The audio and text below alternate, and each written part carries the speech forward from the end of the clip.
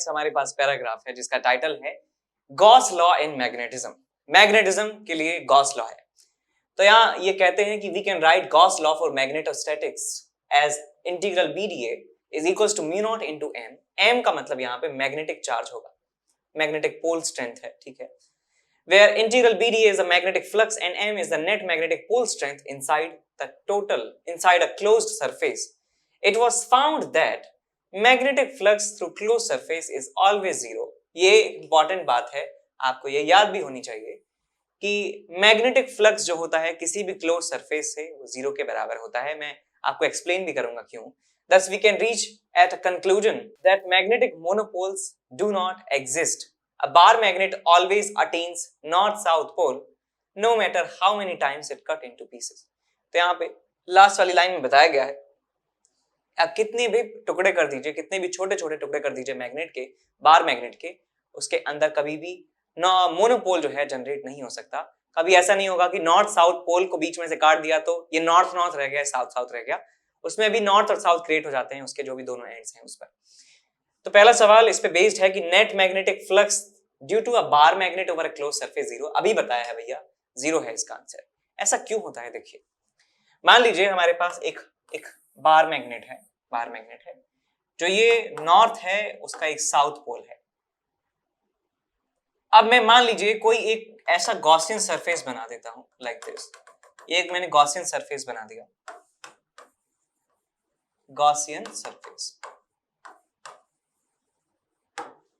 अब Gaussian surface के लिए मुझे लिखना होगा close integral of B dot ds is equals to mu naught into m। क्यों B dot ds is equals to mu naught into m। अब एक बार फील्ड लाइंस को देख लीजिए, फील्ड लाइंस किस तरीके से यहां से जा रही होंगी।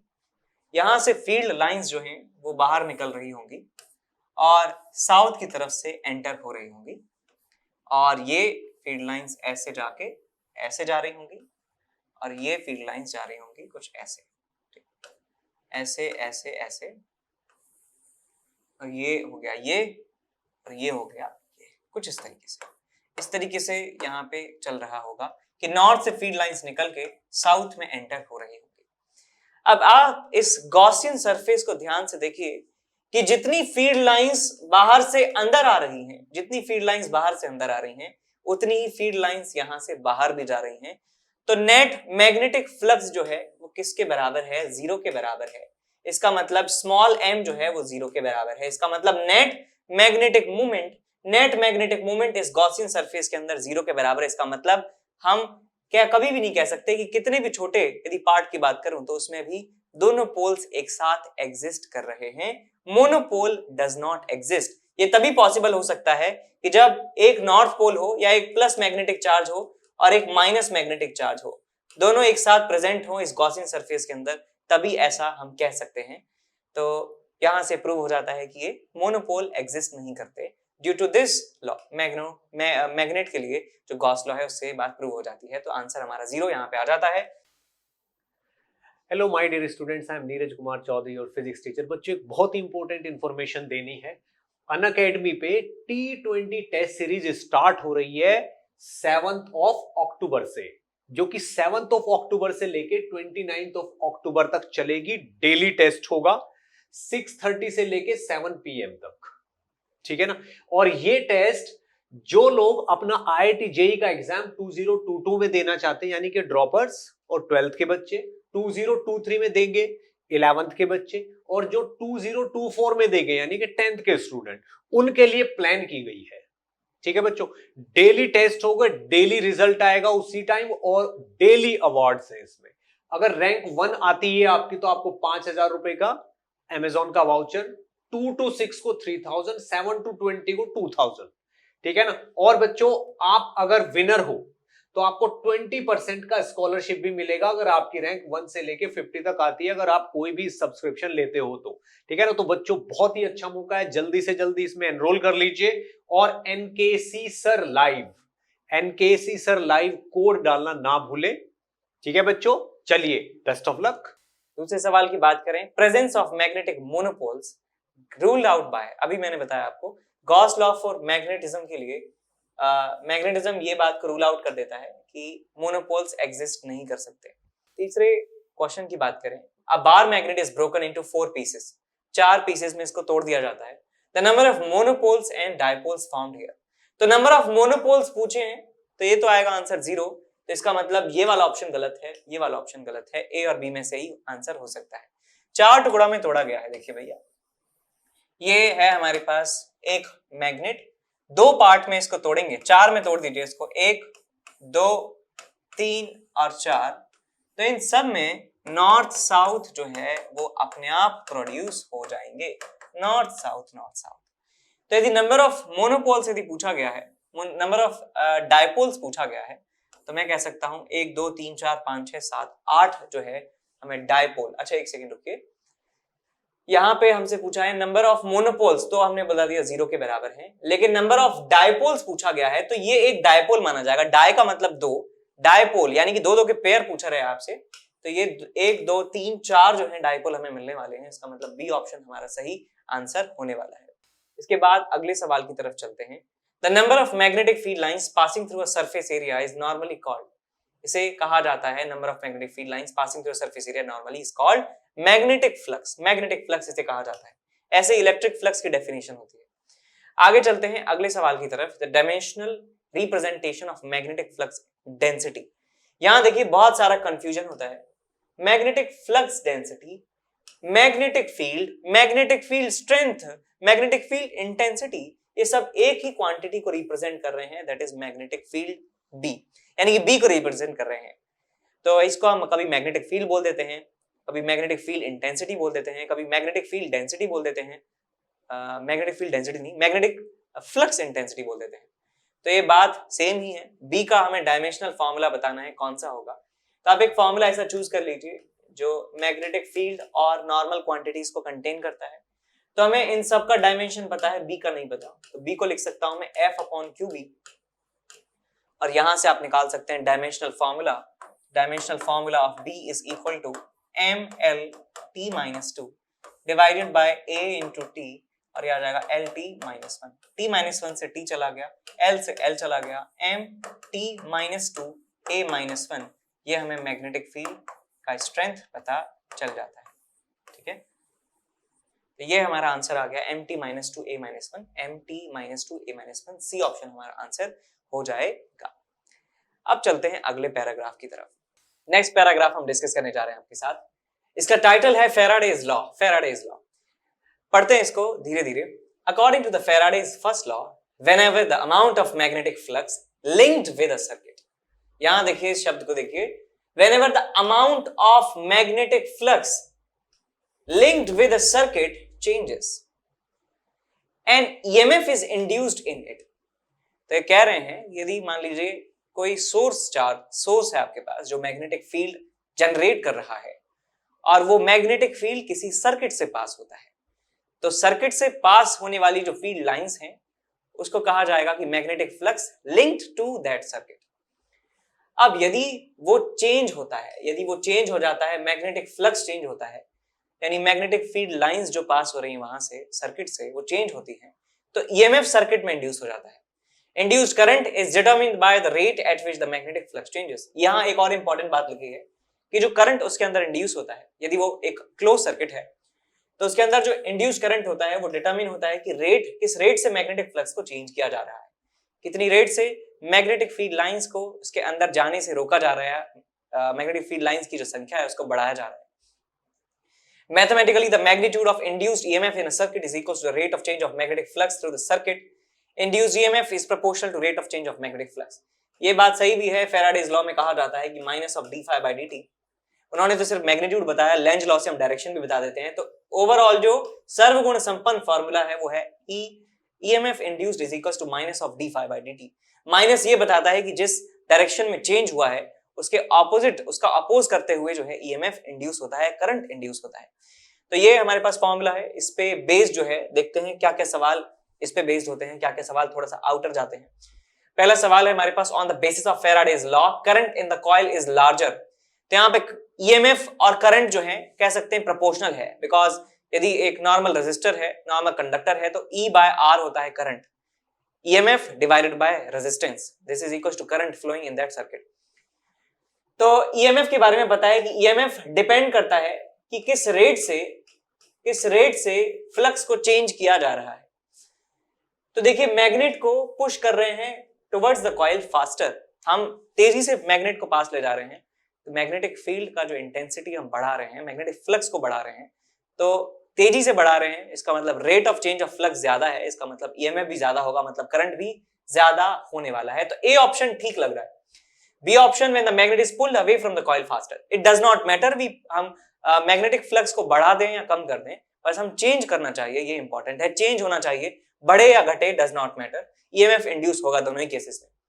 तो इसमें भी ये सही लिखा है, फास्टर यहाँ पे लिखा है, कॉइल द फास्टर, तो ए और बी दोनों ही सही हो जाएंगे, सी ऑप्शन हमारा आंसर हो जाता है। अगला सवाल second number, flux linked with the circuit is given by this expression, the graph between the time and the included EMF induced EMF will be equal to. तो हमें टाइम को x axis पे plot करना है, induced EMF को y axis पे plot करना है और बताना है ग्राफ का नेचर क्या होगा। देखिए मैं जानता हूं EMF E is equal to minus of d phi by d t, और यहां पे आ जाएगा माइनस, डिफरेंशिएट करेंगे तो आपको मिलेगा 3t स्क्वायर और plus 3 minus 0, so you will get minus of 3t square minus 3। अब आपको ये ग्राफ ड्रॉ करना आना चाहिए, आप इतने बड़े हो चुके हैं, क्लास 11th में क्वाड्रेटिक इक्वेशन में आपने सीखा होगा, वहां नहीं सीखा तो फंक्शन वाले चैप्टर में आपने जरूर सीखा होगा कि इसका ग्राफ कैसे बनाते हैं। सिंपली आपको सिर्फ ट्रांसफॉर्मेशंस करने हैं कि y is equal to 3t square का जो ग्राफ है, e is equal to 3t square का ग्राफ तो कुछ इस तरीके से बनेगा। यहाँ पे यदि मैं माइनस लगा देता हूं, माइनस 3t स्क्वायर, तो ग्राफ पलट जाएगा, ग्राफ जो है वो पलट जाएगा ऐसे। और यदि इसमें माइनस और ऐड कर देता हूं मैं, e is equal to minus of 3t square minus 3, तो ग्राफ जो है नीचे की तरफ भी शिफ्ट हो जाता है। ग्राफ कुछ इस तरीके से आपको मिलने वाला है। ग्राफ का जो वर्टिकल एक्सिस है वो EMF शो कर रहा है और ये आपको टाइम शो कर रहा है, तो it should be a parabola not through the origin. D option जो है यहाँ पे मोस्ट अप्रोप्रिएट ऑप्शन है, बाकी सारे गलत हैं, राइट आउट कह सकते हैं आप, गलत हैं। स्ट्रेट लाइन होने ना, स्ट्रेट लाइन तो हो ही नहीं सकता बिकॉज यहाँ पे पावर 2 आ रही है, इसका मतलब स्ट्रेट लाइन नहीं होगा, कोई कर्व्ड जो है हमें ग्राफ मिलने वाला है। अब यहाँ पे एक और ऑप्शन हो सकता था कि पैराबोला पासिंग थ्रू ओरिजिन, तो वो भी सही नहीं है, आप चाहे तो इक्वेशन से सेटिस्फाई करवा सकते हैं, ठीक है। तो ये वाली स्किल जो है आपको सीखना चाहिए कि कैसे ग्राफ को ट्रांसफॉर्म करते हैं, फंक्शन वाले चैप्टर में बताया जाता है।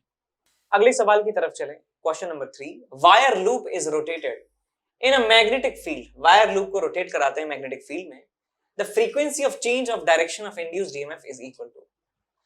अब यहां देख लीजिए, यदि मेरे पास एक लूप है वायर का, वायर लूप है इस तरीके से, और वायर लूप को मैग्नेटिक फील्ड में घुमाया जाता है, मैग्नेटिक फील्ड में मान लेता हूं अंदर की तरफ है मैग्नेटिक फील्ड, तो किसी भी एक इंस्टेंट पे लिखा जा सकता है B magnetic field into area into उनके बीच का एंगल साइन ऑफ, और मान लीजिए ओमेगा रेट से घुमाया जाता है तो साइन ओमेगा टी, तो ये फ्लक्स हो जाएगा इस लूप से पास होने वाला। समझ गए बात कैसे, कि मान लीजिए मैग्नेटिक फील्ड जो है वो इस तरीके से है और लूप जो है वो इस तरीके से हो चुका है, लूप के बीच में, और इस लूप का एरिया वेक्टर होगा इस तरफ सरफेस के परपेंडिकुलर, तो मैग्नेटिक फील्ड और एरिया वेक्टर में जो एंगल है थीटा के बराबर है, तो मैं किसी इंस्टेंट पे लिख सकता हूं फ्लक्स उससे जो पास होगा that will be equal to BA sin omega t, theta को मैंने लिख दिया है ओमेगा टी, तो इसको डिफरेंशिएट करेंगे तो आपको मिलेगा minus of d phi by d t, ये होता है EMF के बराबर, तो आपको मिल जाएगा यहां से